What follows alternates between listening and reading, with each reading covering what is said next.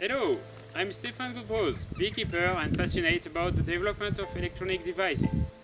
I associated these two fields to create my project of monitoring and follow-up of the hives. I will present it to you. The addressed challenge is the fourth one, climate resilient communities.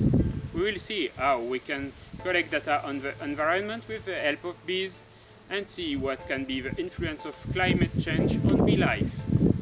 This project takes into account remote communication, environmental sensors, nature, climate changes, and wildlife.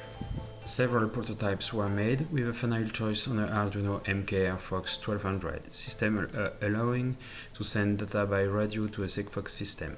Sigfox technology allows to get the lowest power consumption from a device to cloud. The advantage is its low consumption in standby mode. The prototype has been made and is in operation since 2017.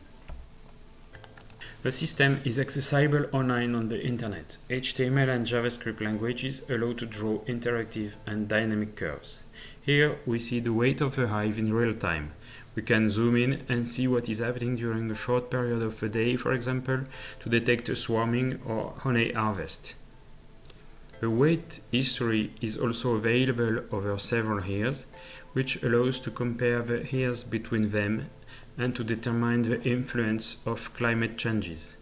The history also makes it possible to monitor the drop in weight in the fall and winter and to supplement the weight with food.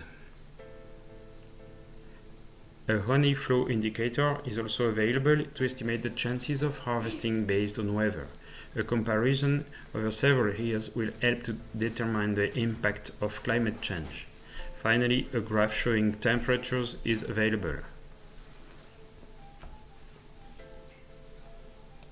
One can see here bees collecting water to raise their larvae.